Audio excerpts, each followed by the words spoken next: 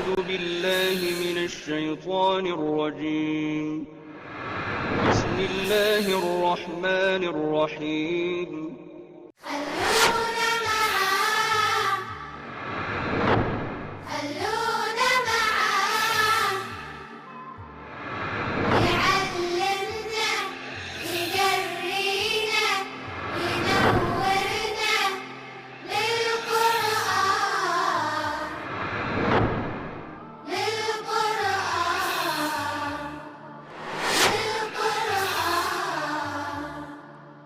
اعوذ باللہ من الشیطان الرجیم بسم اللہ الرحمن الرحیم اذا جاءک المنافقون قالوا نشهد انک لرسول اللہ واللہ یعلم انک لرسولہ واللہ یشہد ان المنافقین لکاذبون۔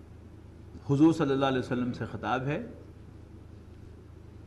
جب منافق اے نبی آپ کے پاس آتے ہیں تو کہتے ہیں ہم گواہی دیتے ہیں کہ آپ اللہ کے رسول ہیں۔ قرآن مجید میں اکثر صورتوں کا معاملہ یہ ہے کہ صورتوں کے نام بس نام ہیں، ان کے عنوان نہیں ہیں، لیکن اس میں بہرحال کچھ ایکسیپشنز بھی ہیں۔ ان میں سے ایک ایکسیپشن جو ہے وہ یہ سورہ منافقون ہے۔ اس سورت کا نام جو ہے وہ اس سورت کا عنوان بھی ہے۔ اس سورت میں اول تا آخر نفاق ہی کا مضمون بیان ہوا ہے۔ نفاق، منافقت یہ ایک ہی شے ہے، جیسے مجاہدہ اور جہاد، اسی طرح منافقت اور نفاق سیم تھنگ، ہپوکریسی۔ اذا جاءک المنافقون قالوا نشهد انک لرسول اللہ، جب منافق آپ کے پاس آتے ہیں تو کہتے ہیں ہم گواہی دیتے ہیں کہ آپ اللہ کے رسول ہیں۔ واللہ یعلم انک لرسولہ، جبکہ اللہ جانتا ہے کہ آپ اس کے رسول ہیں۔ واللہ یشہد ان المنافقین لکاذبون، اور اللہ گواہی دیتا ہے کہ یقیناً منافق جھوٹے ہیں۔ یعنی ان کا سٹیٹمنٹ جو ہے ان کا یہ ان اٹ سیلف درست ہے، لیکن ان کی زبان پر جھوٹ ہے، اس لیے کہ یہ تو دل سے مانتے نہیں آپ کو اللہ کا رسول۔ نفاق کا لفظ جو ہے یہ نون فا قاف کے مادے سے بنا ہے۔ اس سے ایک لفظ بنتا ہے نفق، نفق کہتے ہیں سرنگ کو۔ دوسرا لفظ ہے کہ نافقا، الف اور آخر میں حمزہ، الف ممدودہ کے ساتھ، وہ کہتے ہیں گو کے بل کو۔ گو کا بل جو ہے اس کے بھی دو اوپننگز ہوتی ہیں، اگر کتے ادھر سے آئیں تو وہ گو ادھر سے بھاگ کے نکل جائے، ادھر سے آئیں تو ادھر سے نکل جائے۔ اور ٹنل کے بھی دو اوپننگز ہوتی ہیں، سرنگ کی بھی۔ تو نفاق جو ہے اصل میں دو رخے پن کا نام ہے۔ اس کی حقیقت کیا ہے؟ سورہ بقرہ کے آغاز میں بتا دیا گیا کہ فی قلوبہم مرض، ان کے دلوں میں ایک بیماری ہے، اور بیماری کے بارے میں ہم جانتے ہیں کہ یہ ہمیشہ لگ جایا کرتے ہیں، کبھی کوئی شوق سے بیمار نہیں ہوا کرتا۔ دوسری بات بیماری کے بارے میں ہم یہ جانتے ہیں، کبھی کسی ماتھے پر لکھا ہوا کسی کے یہ نہیں آتا کہ یہ ٹی بی کا مریض ہے، یا اسے کینسر ہے، یا اسے ہیپیٹائٹس ہے۔ سائنز اینڈ سمپٹم سے پتہ چلتا ہے، علامات سے پہچانا جاتا ہے مریض کے یہ فلاں مرض میں مبتلا ہو سکتا ہے۔ پھر مزید ٹیسٹ کروائے جاتے ہیں، تحقیق کی جاتی ہے، تو کنفرم ہوتا ہے کہ ہاں اسے فلاں بیماری لاحق ہے۔ تو مرض کہتا ہے نفاق کیا ہے؟ ایک بیماری ہے جو لوگوں کو لگ جاتی ہے۔ عام طور پر ہمارا جو ذہن ہے نفاق کے بارے میں وہ یہ ہے کہ منافق وہ ہوتا ہے کہ جو جھوٹ موٹ کا ایمان لائے یا دھوکہ دینے کے لیے ایمان لائے۔ ایسی مثالیں بھی ہیں، قرآن مجید میں بھی ذکر ہے، لیکن انہیں منافق نہیں کہا گیا۔ کہ یہودیوں نے کچھ لوگوں کو تیار کیا تھا کہ دن کے پہلے حصے میں صبح کے اوقات میں ایمان لاؤ اور شام کو پھر جاؤ کہ ہم اندر سے دیکھ آئے ہیں، کوئی حقیقت نہیں ہے اس میں، تاکہ وہ جو ساکھ ہے مسلمانوں کی کہ جو ایک دفعہ دائرہ اسلام میں داخل ہو جائے پھر اس کی ہڈیاں توڑ دو، کھا لو، دھیڑ دو، وہ باہر نہیں آتا اسلام سے، اگر اس کی ساکھ توڑو۔ بالعموم جو نفاق ہے وہ کیا ہے؟ کہ دین کی بات سامنے آئی، کچھ اچھی لگی دل کو، تو آگے دائرہ اسلام میں شروع میں اندازہ نہیں ہوا کہ ہمیں اس میں کیا کچھ دینا پڑے گا، بس صرف لینے والا حصہ نظر آیا کہ بس ایمان لے آؤ گے تو جنت میں چلے جاؤ گے، تو بڑا اچھا لگا، لیکن کچھ دینا بھی پڑے گا یہ سامنے نہیں آیا۔ لیکن جب آہستہ آہستہ تقاضے آئے دین کے، جان، مال، صلاحیتیں، وقت، اب جو ہے وہ سٹیپ بیک کرنا شروع کیا، پیچھے ہٹنا شروع کیا۔ یہ ہے نفاق کا اصل پروسیس، یہ اصل جو نفاق جو دلوں میں جا کر پھر آہستہ آہستہ گھر کرتا ہے۔ تو دو رخا پن کہ اسلام کے بینیفٹ بھی لے لیے جائیں، لیکن اگر کوئی سخت تقاضا آئے تو بھاگ کر دوسری طرف سے نکل جائیں جان بچا کر، یہ نفاق ہے۔ ایک بیماری کی طرح یہ لگتا ہے، انسان کو اندازہ نہیں ہوتا کہ میں نفاق کے مرض میں مبتلا ہوں، لیکن ہم میں سے جو یعنی ہم عام طور پر یہ سمجھتے ہیں کہ وہ منافق ہوگا یا وہ ہوگا یا وہ ہوگا، میں تو پکا مومن ہوں۔ ویریز ہم جو اکابر صحابہ ہیں ان کے بارے میں ہم یہ دیکھتے ہیں کہ انہیں تو اندیشہ رہتا تھا اس کا۔ حنظلہ ایک انصاری صحابی ہیں، انہیں ایک دفعہ حضرت ابوبکر صدیق نے دیکھا کہ وہ مدینے کی گلیوں میں پکارتے جا رہے تھے، نافق حنظلہ، نافق حنظلہ، نافق حنظلہ، ہائے حنظلہ تو منافق ہو گیا، ہائے حنظلہ تو منافق ہو گیا، او مارا گیا، لوٹا گیا۔ حضرت ابوبکر نے کہا کیا کہہ رہے ہو؟ انہوں نے کہا نافق حنظلہ، بس میں تو سمجھتا ہوں کہ میں نفاق کے مرض میں مبتلا ہو گیا ہوں۔ جیسے کسی شخص کو پتہ چلے کہ اسے کینسر ہو گیا ہے، وہ تو جیتے جی مر جائے گا نا، او مارا گیا، او لٹیا گیا، کھانا پینا بھی چھوڑ دے گا، دوستوں سے ملنا بھی چھوڑ دے گا، بس موت کا انتظار کر رہا ہوں۔ حضرت ابوبکر نے پوچھا ہوا کیا ہے؟ اس نے کہا کہ میں یہ محسوس کرتا ہوں کہ حضور صلی اللہ علیہ وسلم کی محفل میں ہمارے دل کی کیفیت کچھ اور ہوتی ہے، وہاں سے اٹھ کے آتے ہیں تو اور ہو جاتی ہے۔ تو حضرت ابوبکر نے کہا کہ یہ تو میرا بھی معاملہ ہے، اور رسول اللہ صلی اللہ علیہ وسلم سے جا کے ڈسکس کرتے ہیں اپنا پرابلم۔ تو گئے تو آپ نے فرمایا کہ کوئی بات نہیں، یہ ایمان کی علامت ہے، اگر تمہاری کیفیت ہر وقت ایک ہی جیسی رہے تو پھر تو فرشتے تم سے بھی بستروں میں آ کر سلام کیا کریں، یہیں تم نبی بن جاؤ۔ حضرت حذیفہ ابن یمان ایک صحابی ہیں، غزوہ تبوک سے واپسی پر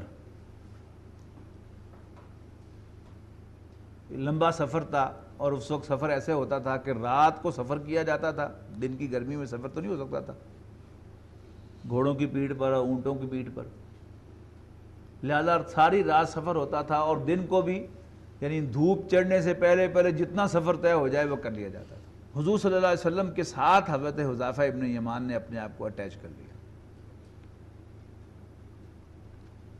اور ایک تنگ جگہ سے گزر رہے تھے تو وہاں کچھ لوگوں نے مناسب بال اپنے منہ پہ باندھ کر، یعنی نقاب باندھ کر کہہ لیجئے، اپنے چہرے چھپا کر حضور صلی اللہ علیہ وسلم پر حملہ کیا۔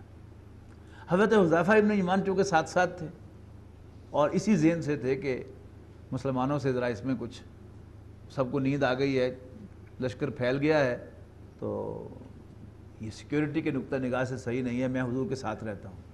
اور جب انہوں نے حملہ کیا تو حضرت حذیفہ ابن یمان نے آگے بڑھ کر سب کو مار بھگایا۔ تو حضور صلی اللہ علیہ وسلم کو بڑی خوشی ہوئی، اور آپ نے فرمایا کہ وحی کی بنیاد پر یہ فلاں فلاں آدمی تھے منافقین میں سے جنہوں نے حملہ کیا، اور پھر اور خوش ہو کر آپ نے انہیں ایک انعام دیا، جاؤ کیا یاد کرو گے، میں تمہیں اپنی امت کے جو منافقین ہیں ان کی خبر دے ہی دوں، اور پوری ایک لسٹ حضرت حذیفہ ابن یمان سے کہہ دوں، لیکن ساتھ ہی یہ کہہ دیا کہ یہ میرے اور تمہارے درمیان راز ہے۔ تو حضرت عمر رضی اللہ تعالیٰ عنہ سے پتہ چلتا ہے ان کے ایک روایت سے کہ حضرت عمر رضی اللہ تعالیٰ عنہ نے ایک مرتبہ حضرت حذیفہ ابن یمان کو قسم دی کہ میں تمہیں قسم دے کر کہتا ہوں مجھے بتا دو کہ کہیں میرا نام تو ان میں نہیں ہے۔ اب دیکھیے دو امکانات ہیں، ہو سکتے ہیں، ایک یہ کہ حضرت عمر نے معاذ اللہ کوئی دکھاوا کیا ہو، کوئی اب میں لفظ استعمال نہیں کرنا چاہتا لیکن بات کو سمجھانے کے لیے عرض کر رہا ہوں، کوئی ڈرامہ کیا ہو، جو ہو نہیں سکتا حضرت عمر کی شان کے، ان کے کریکٹر کے خلاف۔ آئی بیلیو کہ یہ حضرت عمر رضی اللہ تعالیٰ عنہ کا بڑا سیریس کنسرن تھا کہ کہیں یہ بیماری مجھے تو نہیں لگی ہوئی۔ تو حضرت عمر کو تو تھا اندیشہ، حضرت ابوبکر کو بھی اندیشہ ہوا کہ کہیں میں بھی منافق نہ ہو گیا ہوں، لیکن میں اور آپ ہم سمجھتے ہیں کہ ہم کبھی منافق ہو ہی نہیں سکتے۔ حضور صلی اللہ علیہ وسلم کے ایک فرمان جو ہے وہ آپ کے لیے شاید ہدایت کا ذریعہ بنے کہ آپ نے فرمایا کہ نفاق کے بارے کہ ما خافہ الا المومن وما امنہ الا المنافق، منافق ہونے کا اندیشہ اور خوف ہمیشہ مومن کو ہوتا ہے، اور نفاق سے اپنے آپ کو محفوظ و مامون صرف منافق ہی پاتا ہے۔ تو یہ ایک نفاق کی علامت ہو گئی کہ انسان کو اپنے بارے میں کوئی اندیشہ نہ ہو منافق ہونے کا، کہ یہ حضور کے اس فرمان کے مطابق نفاق کی علامت ہے۔ محترم ڈاکٹر صاحب فرمایا کرتے تھے اس حدیث پر تبصرہ کرتے ہوئے کہ منافق کو کیوں فکر نہیں ہوتی؟ غالب کے اس مصرے کے حوالے سے، رہا کھٹکانا چوری کا، دعا دیتا ہوں راہزن کو، کہ راہزن آ کر سب کچھ لوٹ کے لے گیا، اب تو میں پاؤں پھیلا کر سو سکتا ہوں نا، چلو، ورنہ اگر پاس پونجی ہو، دولت ہو سفر کے اندر تو آپ کو تو نیند نہیں آئے گی ڈر کے مارے، لیکن جب ایک آ کے سب کچھ صاف کر کے چلا جائے گا تو پھر آپ پاؤں پھیلا کر تو کم سے کم سو سکتے ہیں، کہ راہ کھٹکانا چوری کا، دعا دیتا ہوں راہزن کو۔ تو جس کا ایمان کو پہلے ہی ڈاکہ پڑ چکا ہو، اسے ایمان کے جانے کی کیا فکر ہے؟ جس کے پاس ایمان کی دولت ہوگی اسی کو اس دولت کے چھن جانے یا لٹ جانے یا ضائع ہو جانے کا اندیشہ ہوگا۔ اب نفاق جو ہے اس کو رسول اللہ صلی اللہ علیہ وسلم نے بیان کیا اپنی حدیث میں۔ حضور صلی اللہ علیہ وسلم کا اپنا ایک انداز ہے کہ 1 2 3 کر کے آپ چیز بتاتے تھے، بڑی آسان کر کے۔ منافق کی 3 نشانیاں ہیں، 4 باتیں ایسی ہیں جب کسی میں ہوں تو وہ پکا منافق ہے۔ بات کرے تو جھوٹ بولے، وعدہ کرے تو وعدہ خلافی کرے، امانت رکھوائی جائے تو خیانت کرے، اور جھگڑا ہو جائے تو گالی گلوچ پہ اترا۔ یہ تو ایک خاص انداز میں ایک ہی سیریز میں باتیں ہیں کہ دین کا کوئی تقاضا سامنے آئے تو جھوٹ بول دے کہ میں کر نہیں سکتا، یا جھوٹا وعدہ کر لے کہ ہاں میں کروں گا، پھر کرے نہ، پھر ٹرسٹ اس پر کیا جائے تو وہ اس کو بٹرے کرے، اور جب اس کو کارنر کر ہی دیا جائے، یعنی اس نے کہا کہ جی مجھے یاد نہیں رہا، تو اس وقت کوئی اس پہ منہ پہ کہہ دے کہ جب میں اس کام کے لیے آ رہا تھا میں تمہیں بتایا تھا ادھر جا رہا ہوں، بھول کب گئے تھے تم؟ اب کیا کرتا ہے، ایک دم پھٹ پڑتا ہے، دیکھیے تسی بھی، اور ایسی تیسی پھینکے۔ یہ ہے خاصہ فجرہ کہ جب وہ آرگومنٹ ہو تو وہ پھٹ پڑے۔ تو یہ تو ایک خاص قرآن مجید نے جو نفاق کی علامات بیان کی ہیں وہ زیادہ پروفاؤنڈ ہیں، یعنی قرآن مجید تذکرہ کرتا ہے نفاق کا یہ نشانیوں کے ہیڈنگ سے نہیں۔ عبداللہ ابن ابی کے اقوال جو منافقین کا سردار تھا اور اس کی حرکتیں قرآن مجید نے جا بجا کوٹ کی ہیں، دوسرے منافقین کے اقوال اور ان کی حرکتیں کوٹ کی ہیں، وہ اصل میں منافقین کی نفاق کی علامات ہیں۔ اگر ہم قرآن مجید کو پڑھتے ہوئے اپنے آپ کو اپنے سامنے رکھیں تو وہ آئینہ ہے۔ یعنی مثال کے طور پر ایک شخص ایک آرگنائزیشن میں ایک ورکر کی حیثیت سے، کامریڈ کی حیثیت سے کام کرتا ہے، اور ایک دن میٹنگ کے اندر وہ امیر سے آرگو کرتا ہے کہ جی یہ بات طے ہونی چاہیے کہ امیر من مانیاں کرے گا یا ہم سے بھی رائے لی جائے گی، بلکہ ہماری رائے بھی مانی جائے گی۔ اگلے دن جب وہ قرآن مجید پڑھ رہا ہے، اگر وہ مخلص ہوگا تو جب وہ سورہ آل عمران کی تلاوت کر رہا ہوگا اگلی صبح یا اسی شام، تو اسے وہ بات فوراً سٹرائک کرے گی کہ عبداللہ ابن ابی نے غزوہ احد کے بعد کہا تھا کہ ہماری جو مانی ہوتی تو آج یہ قتل نہ ہوتے، اور اب ونس فار آل یہ بات طے ہونی چاہیے کہ اللہ کے رسول من مانیاں ہی کرتے رہیں گے یا فیصلوں میں ہمارا بھی کوئی عمل دخل ہوگا، حل لنا من الامر من شیء۔ تو یہ کیا ہے؟ یہ نفاق کی علامات ہیں۔ اب اس سورہ مبارکہ میں بھی نفاق کی حقیقت کو بھی واضح کیا گیا ہے اور اس کی کچھ علامات جو ہیں ان کو بھی ہائی لائٹ کیا گیا ہے۔ اذا جاءک المنافقون قالوا نشهد انک لرسول اللہ، جب منافق آپ کے پاس آتے ہیں تو کہتے ہیں کہ ہم گواہی دیتے ہیں کہ آپ اللہ کے رسول ہیں صلی اللہ علیہ وسلم، واللہ یعلم انک لرسولہ، اللہ کو خوب معلوم ہے کہ آپ اس کے رسول ہیں، واللہ یشہد ان المنافقین لکاذبون، اور اللہ بھی گواہی دیتا ہے کہ منافق جھوٹے ہیں۔ اتخذوا ایمانہم جنۃ، یہ اپنی قسموں کو ڈھال بناتے ہیں، اور یہ ان سٹیپس ہیں، پہلے صرف جھوٹ بولنا، پھر قسم کو ڈھال بنانا کہ اگلا بندہ یقین کر لے آپ کی بات پر، قسم لے آنا بیچ میں، اور پھر اس کے بعد جو سچے اہل ایمان ہیں ان پر غصہ آنا۔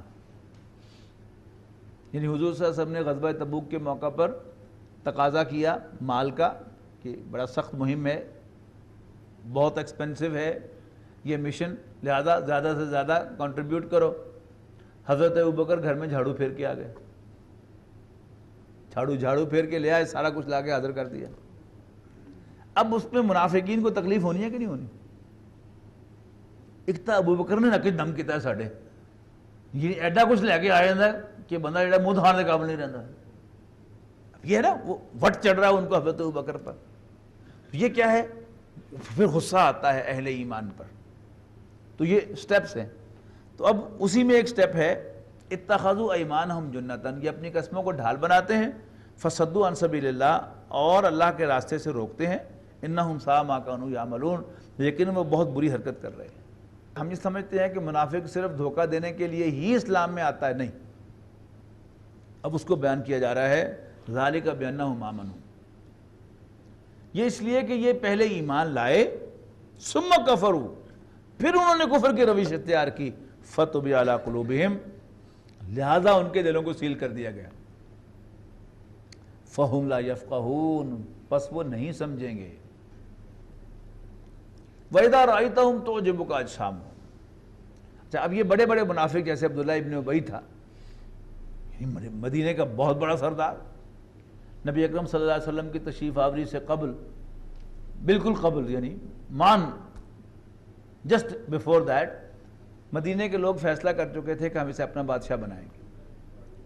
اس کے لیے تاج بھی تیار کر لیا گیا تھا، صرف تاج پوشی باقی تھی کہ رسول اللہ صلی اللہ علیہ وسلم بے تاج بادشاہ کی حیثیت سے مدینہ منورہ میں تشریف لے آئے، اور یہی وٹ تھا جو اس کو چڑھا تھا، حضور صلی اللہ علیہ وسلم کے ساتھ حسد اور بغض، اس کی اصل وجہ یہی تھی۔ تو یہ لوگ پہلے ایمان لائے، ذالک بانہم آمنوا ثم کفروا فطبع علی قلوبہم فہم لا یفقہون، اور وَإِذَا رَأَيْتَهُمْ تُعْجِبُكَ أَجْسَامُهُمْ، جب آپ ان کی طرف دیکھتے ہیں تو ان کی پرسنالٹیز، ان کے جسم تن و توش آپ کو امپریس کرتے ہیں۔ عبداللہ ابن ابی بہت بڑا سردار ہے، اور خطرہ لاحق ہوتا ہے کہ اچھا اگر انہیں آفینڈ کیا تو they will give us a very tough time۔ یہ ہے وَإِذَا رَأَيْتَهُمْ، جب آپ ان کے واحد کے صحیح میں حضور سے خطاب ہے نا کہ جب تم انہیں دیکھتے ہو تُعْجِبُكَ أَجْسَامُهُمْ، تو ان کے تن و توش، ان کی پرسنالٹیز آپ کو امپریس کرتی ہیں، متاثر کرتی ہیں۔ وَإِن يَقُولُوا تَسْمَعْ لِقَوْلِهِمْ، اور اگر یہ کوئی بات کہتے ہیں تو آپ ان کی بات کو بہرحال give them ear، آپ کو سننی پڑتی ہے بات ان کی۔ کأنہم خشب مسندہ، گھبرائیے مت، یہ لکڑی کے سوکھے تنے ہیں جو ٹیک لگا کر کھڑے کیا، یعنی ایک تو نا ہرا درخت وہ تو اپنی جڑ پہ کھڑا ہوتا ہے، اور سوکھا تنا وہ یوں کھڑا تو نہیں ہو سکتا سیدھا، وہ تو آپ ٹیک لگائیں گے کسی کے ساتھ تو کھڑا ہوگا، وہ ہے خشب مسندہ، یہ لکڑی کے سوکھے تنے ہیں۔ یحسبون کل صیحۃ علیہم، اور ہر اونچی آواز، صیحۃ کہنا اونچی آواز کو، یہ پچھلے رسولوں کے واقعات میں صیحۃ واحدہ، وہ ایک زور کی آواز ہوگی، تو زور کی آواز سے مراد کیا ہے کہ جب بھی آواز لگائی جاتی ہے کہ سب لوگ مسجد نبوی میں پہنچ جائیں، یا آج کے زمانے میں کہیں جب بھی سائرن بجتے ہیں، جب بھی ایمرجنسی کال آتی ہے، تو یحسبون کل صیحۃ علیہم، تو یہ ہر اونچی آواز کو اپنے ہی خلاف سمجھتے ہیں کہ تاڑا پلا جاوے، کدھر نمی وہی نہ آ گئی ہوئے جدے وچ اللہ دے رسول نو دستا جاوے کہ فلانے نے حرکت کیتی پھڑ لائے نو۔ ہم العدو، یہی دشمن ہیں، فاحذرہم، تو ان سے ہوشیار رہو، بچتے رہو۔ قاتلہم اللہ انا یوفکون، اللہ ان سے لڑے گا، تو کھوچے بچ کے جاتے کہاں ہیں؟ اب اگلا ایک سٹیپ آ رہی ہے ان کی، اب معافی کا پروسیس شروع ہو رہا ہے. انہیں معافی کی دعوت دی جا رہی ہے کہ بندے بن جاؤ تو اللہ دے رسول کو آ کے معافی مانگ لو. وَإِذَا قِيلَ لَهُمْ تَعَالَوْا يَسْتَغْفِرْ لَكُمْ رَسُولُ اللَّهِ، جب ان سے کہا جاتا کہ آؤ، اور بٹوین دا لائنز ہے کہ اپنے گناہ کا اعتراف کر لو کہ ہم نے آپ کے خلاف یہ کانسپریسیز کرتے رہے ہیں ہم، اور یہ ہم نے حرکتیں کی ہیں، تو پلیز فرگیو اس، اور اللہ کے رسول بھی پھر تمہارے لیے استغفار کریں. وَإِذَا قِيلَ لَهُمْ تَعَالَوْا، جب ان سے کہا جاتا ہے آؤ، یستغفر لکم رسول اللہ، کہ تم ان سے معافی مانگ لو، کنفیس کر لو، گناہ کا اعتراف کر لو، یغفر لکم رسول اللہ، تو اللہ کے رسول بھی تمہارے لیے استغفار کریں، اللہ سے معافی مانگیں. لَوَّوْا رُؤُوسَهُمْ، تو سر مٹکاتے ہیں آگے سے. ہاں مطلب کیا ہے کہ اللہ کے رسول کو جا کے معافیاں مانگیے. آ رہے ہیں یہاں سے جا رہا ہوں، ٹھیک ہے دیکھیے تڑے رسول بھی. یہ مختلف جو ہلکی سی بڑبڑاہٹ کر کے اور سر یوں ہلا کے، لَوَّوْا رُؤُوسَهُمْ وَرَأَيْتَهُمْ يَصُدُّونَ، اور تم انہیں دیکھتے ہو کہ رکتے ہیں، یعنی ریزسٹ کرتے ہیں تمہارے پاس آنے سے. یعنی وہ جو معافی کے اندر، توبہ کے اندر ایک بہت اہم فیکٹر ہوتا ہے، وہ کیا ہوتا ہے؟ اقبال جرم، کنفیشن. وہ کرنے کے لیے تیار نہیں. وَهُمْ مُسْتَكْبِرُونَ، اور وہ تکبر کرتے ہیں. لیکن اللہ تعالیٰ کے رسول صلی اللہ علیہ وسلم کی شفقت کا یہ عالم ہے کہ وہ اس کے باوجود بھی راتوں کو اٹھ کے ان کے لیے استغفار کرتے ہیں. اب جب تک وہ خود آ کر معافی نہ مانگے، آپ ان کے لیے جتنی مرضی معافیاں مانگتے رہیں، یہ استغفار has got no value. سواء علیہم استغفرت لہم ام لم تستغفر لہم لن یغفر اللہ لہم. ان کے لیے برابر ہے کہ آپ ان کے لیے کوئی استغفار کریں یا نہ کریں. مطلب کیا ہے؟ ایز لانگ ایز وہ تمہارے پاس آ کر معافی نہیں مانگتے اور آپ اپنے پاس سے ان کے لیے استغفار کرتے ہیں، آپ کریں یا نہ کریں، لن یغفر اللہ لہم، اللہ ان کے گناہوں کو ہرگز معاف نہیں کرے گا، اللہ انہیں ہرگز نہیں بخشے گا. ہاں وہ آ کر اعتراف تمہارے سامنے آ کے اقبال جرم کریں، تم سے آ کے معافی مانگیں، تو پھر یس وی ول فارگیو دیم. ان اللہ لا یہدی القوم الفاسقین، بے شک اللہ تعالیٰ ایسے نافرمانوں کو راستہ نہیں دکھایا کرتا، راہ یاب نہیں کیا کرتا، گائیڈ نہیں کیا کرتا. اب انہی کی اور حرکتیں، یہ دونوں حرکتیں جو ہیں، یہ دونوں اقوال عبداللہ ابن ابی کے آ رہے ہیں، اور یہ دونوں جو ہیں بھی ایک ہی سفر کے، اور یہ غزوہ بنی مستلق ہے جس سے واپسی پر ہی حضرت عائشہ پر اس نے تہمت لگائی. یعنی کہا نا بہت متر گیا سی ہو. پھر مزید اس نے کیا کہا کہ پانی ایک جگہ پر پی رہے تھے، اور پانی پیتے ہوئے ایک انصاری اور ایک مہاجر کے درمیان تھوڑا سا تکرار ہو گیا، اور وہ فوراً پہنچ گیا وہاں پر آگ لگانے کے لیے، چنگاری کو بھڑکانے کے لیے پہنچا. ہاں اور ایک عربی کا محاورہ بولا اس نے، سمن کلبک یا کلک، کہ اپنے کتے کو کھلا کر موٹا کرو وہ تمہیں کاٹے گا. لے لے جی سواد بڑیاں مواخاتاں ہو رہی ہیں سن انہیں دے واسطے، ایک بکھے ننگے آئے سو تم مکے چوں، سب کچھ تسی انہوں نے دیتا، لے لے جی سواد ہوں، لہذا بس کرو، بہت خرچ کر لے انہوں تے، بند کر دو خرچ کرنا ہے، بکھے ننگے آپ پہ دوڑ جان گے. پڑھی آیت کو، ہم الذین یقولون لا تنفقوا علی من عند رسول اللہ حتی ینفضوا، وہی تو ہیں جو کہتے ہیں کہ مت خرچ کرو ان پر جو اللہ کے رسول کے پاس ہیں، یعنی مہاجرین، حتی ینفضوا، یہاں تک کہ وہ خود ہی بھاگ جائیں. جواب دیا گیا وَلِلَّهِ خَزَائِنُ السَّمَاوَاتِ وَالْأَرْضِ، یاد رکھو زمین و آسمان کے خزانے تو اللہ کے پاس ہیں. وَلَكِنَّ الْمُنَافِقِينَ لَا يَفْقَهُونَ، لیکن انہاں منافقوں نوں سمجھ نہیں اس گل دی، they don't understand. یقولون، یعنی مزید پھر آگے بڑھا یہ کہہ کر، مزید اپنا ایک اس نے خطاب یعنی بیان جاری فرمایا. یقولون، کہتے ہیں لَئِن رَجَعْنَا إِلَى الْمَدِينَةِ، اب اگر واپس مدینے جانا ہوا، لَيُخْرِجَنَّ الْأَعَزُّ مِنَ الْأَذَلَّ، تو عزت والا، عزیز کا سپرلیٹو ہے، زیادہ عزت والا نکال باہر کرے گا اذلہ، سب سے کمزور کو۔ اشارہ سمجھ گئے آپ؟ یعنی واحد کا صیغہ استعمال کیا اس نے، اور جمع کے لیے بھی ہو سکتا ہے کہ عزت والے جو ہیں وہ کمزوروں کو نکال باہر کریں گے، یہ بھی ترجمہ ہو سکتا ہے، اور سب سے زیادہ عزت والا سب سے زیادہ کمزور کو نکال باہر کریں گے۔ اس کا پھر جواب دیا گیا وَلِلَّهِ الْعِزَّةُ وَلِرَسُولِهِ، عزت غلبہ اللہ اور اس کے رسول کے لیے ہے، وَلِلْمُؤْمِنِينَ، اور مومنوں کے لیے، وَلَكِنَّ الْمُنَافِقِينَ لَا يَعْلَمُونَ، لیکن منافقوں کو اس بات کا پتہ نہیں ہے۔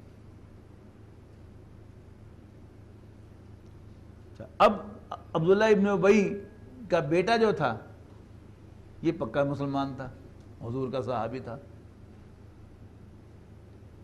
مدینہ منورہ پہنچا تو تلوار تان کے کھڑا ہو گیا مدینے کے دروازے پر، اور اپنے باپ سے اس نے کہا کہ تم نے وہاں اعلان کیا ہے کہ عزت والا جو ہے وہ ذلیل کو نکال باہر کرے گا، تم ذلیل ہو، اللہ کے رسول عزت والے ہیں، یو کین ناٹ انٹر۔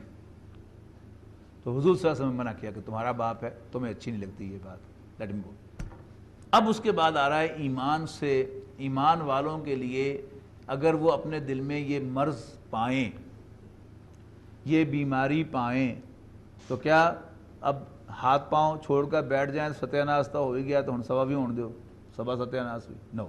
یا ایھا الذین آمنوا لا تلھکم اموالکم ولا اولادکم عن ذکر اللہ، ایمان والو کہیں تمہارے مال اور تمہاری اولادیں تمہیں اللہ کی یاد سے غافل نہ کر دیں، اللہ کی نصیحت سے غافل نہ کر دیں۔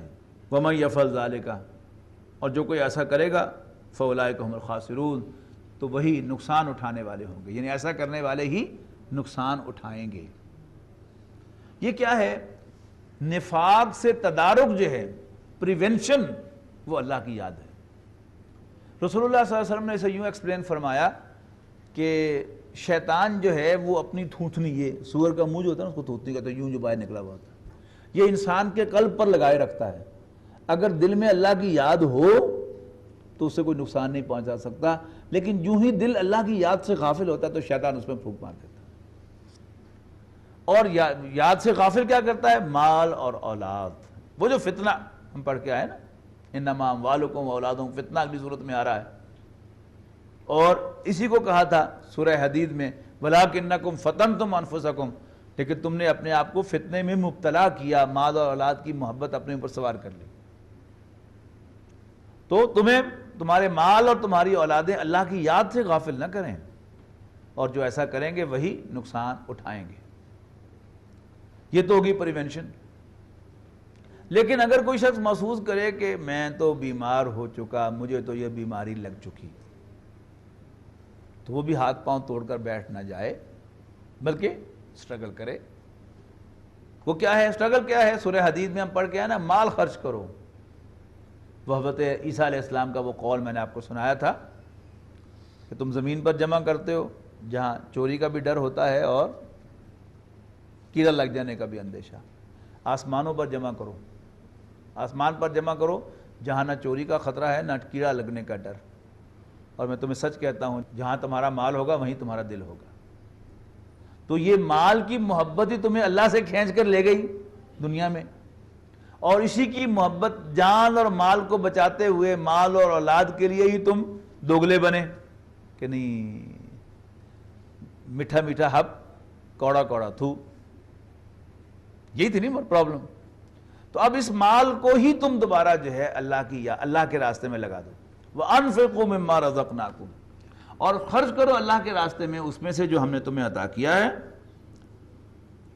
مِن قَبْلِ أَن يَأْتِيَ أَحَدَكُمُ الْمَوْتُ، اس سے پہلے کہ تم میں سے کسی کو موت آئے، فَيَقُولَ، پھر وہ کہے، رَبِّ لَوْلَا أَخَّرْتَنِي إِلَىٰ أَجَلٍ قَرِيبٍ، کہ ربا کیوں نہ تو نے اس کو مؤخر کر دیا، موت کو مؤخر کر دیا میرے لیے ایک وقت معین تک، قریبی آنے والے وقت تک، تھوڑی دیر اور، فَأَصَّدَّقَ، کہ میں خرچ کرتا، وَأَكُن مِّنَ الصَّالِحِينَ، اور نیکوں میں شامل ہو جاتا۔ وَلَن يُؤَخِّرَ اللَّهُ نَفْسًا إِذَا جَاءَ أَجَلُهَا، اس پر تبصرہ کیا، اور اللہ تعالیٰ کبھی نہیں مؤخر کرے گا کسی نفس کے لیے موت کو، اذا جاء اجلها، جب اس کا وقت آ جائے گا، اس کی اجل آ جائے گی۔ واللہ خبیر بما تعملون، اگر اللہ کر بھی دے، اللہ کو پتا ہے کہ تم کیا چنچڑاؤ گے، کیا تیر مارو گے۔ واللہ خبیر، اور اللہ کو معلوم ہے، بما تعملون، جو کچھ بھی تم کرو گے۔ بارک اللہ لی ولکم فی القرآن العظیم ونفعنی وإیاکم بالآیات والذکر الحکیم۔ خلونا معاه